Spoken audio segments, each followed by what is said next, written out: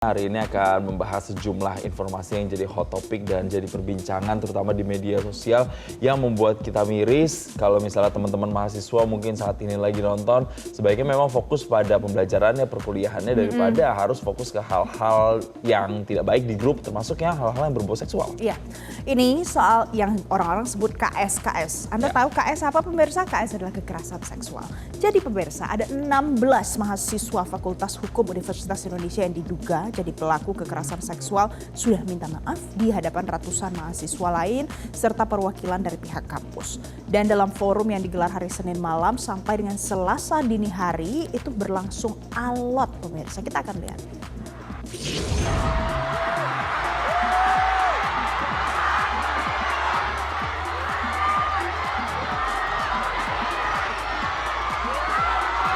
Jadi pemirsa, dalam video yang kami tampilkan saat ini adalah video ketika para mahasiswa yang diduga tergabung dalam sebuah grup yang melakukan kekerasan secara seksual, baik itu lewat verbal dalam grup tersebut, itu sedang disidang dalam tanda kutip oleh mahasiswa lain, dan kehadiran para pelaku itu pun menyulut emosi mahasiswa lainnya pemirsa. Ada sorakan yang mengecam tindakan para pelaku itu riuh terdengar dalam forum itu pemirsa, dan pelaku ini pun menyampaikan permohonan maafnya kepada para korban yang ada di sana. Dan kasus ini sendiri kenapa akhirnya bisa ramai, bisa mencuat itu setelah sejumlah tangkapan layar grup chat mahasiswa beredar luas dan menunjukkan adanya percakapan yang mengarah pada pelecehan verbal. Spesifiknya adalah pelecehan seksual pemirsa. Adapun terkait dengan kasus ini, Rektor Universitas Indonesia, Heri Hermansyah, menegaskan bahwa pihaknya nanti akan melakukan monitoring dan juga menunggu langkah yang diambil oleh pihak fakultas sebelum nantinya menentukan tindakan lebih lanjut.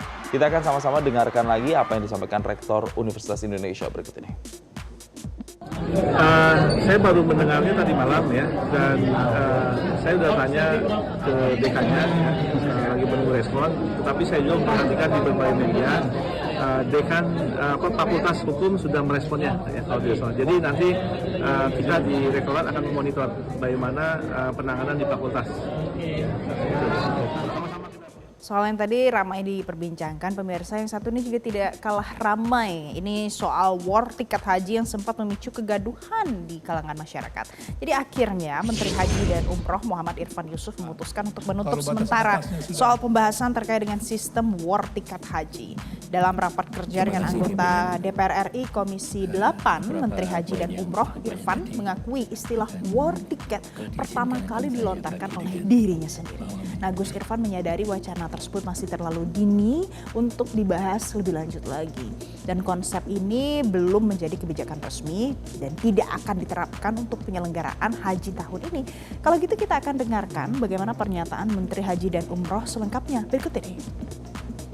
Kemudian yang tiga, ini yang sempat ramai ini, saya akui war tiket. War tiket ini memang wacana yang sudah sedang kita bahas di Kementerian Haji, dan kalau kita tanya siapa yang bertanggung jawab, saya lah orang yang pertama melontarkan istilah war ticket ini, dan kalau itu dianggap sebagai terlalu prematur ya akan kita tutup dulu sampai hari ini sambil kita menyelesaikan haji kita yang sudah di depan mata. Selanjutnya ada apa, Jason? Ini adalah agenda dari Presiden Prabowo Subianto yang kalau kita lihat baru saja melakukan kunjungan kerja ke Prancis untuk bertemu dengan Presiden Emmanuel Macron, yakni agendanya adalah membahas sejumlah isu strategis di sana. Jadi pertemuan empat mata tersebut digelar di Istana Elysee pada hari Selasa kemarin dan fokus utamanya masih seputar sektor keamanan, yaitu kerjasama alutsista hingga penguatan industri pertahanan. Tapi pemirsa, tidak hanya soal pertahanan saja yang dibahas. Jadi kedua pemimpin negara ini juga ingin memperkuat transisi energi, khususnya dalam pengembangan energi baru dan terbarukan atau EBT. Kalau bagi Indonesia sendiri memang Prancis ini adalah salah satu mitra penting di kawasan Eropa. Adapun memang kedua negara ini sudah berkomitmen nantinya untuk terus mendorong kerjasama berkelanjutan yang lebih konkret dan juga saling menguntungkan. Ini nampaknya selaras senafas dengan kunjungan-kunjungan presiden sebelumnya ke beberapa negara. Sebelum ke Prancis ini juga Presiden Prabowo berdiskusi dengan Presiden Rusia Vladimir Putin. Adapun sebelumnya juga melakukan kunjungan ke beberapa negara lainnya.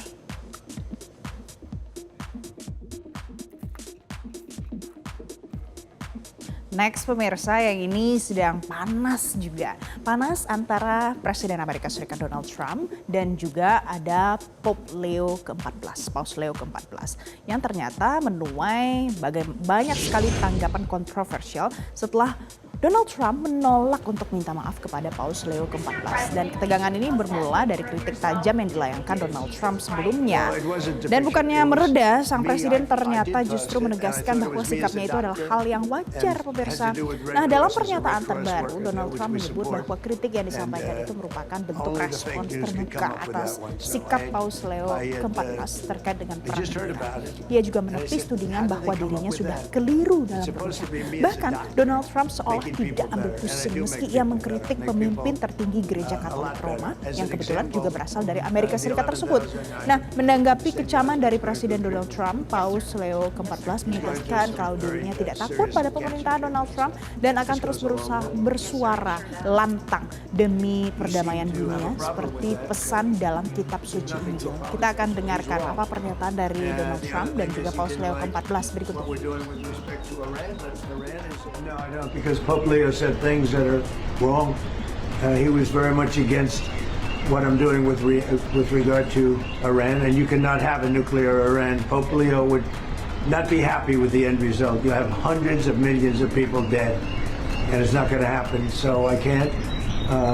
I think he's very weak on crime and other things. So I'm not. I mean, he went public. I'm just responding to Pope Leo. I do not look at my role as being politician. I don't want to get into a debate with him. I don't think that the message of the gospel is meant to be abused in the way that some people are doing. And I will continue to speak out loudly against war, looking to promote peace, promoting dialogue and multilateral relationships among the states, to look for just solutions to problems. Too many people are suffering in the world today. Too many innocent people are being killed. And I think someone has to stand up and say, there's a better way to do it. Jelajahi cara baru mendapatkan informasi. Download Metro TV Extend sekarang.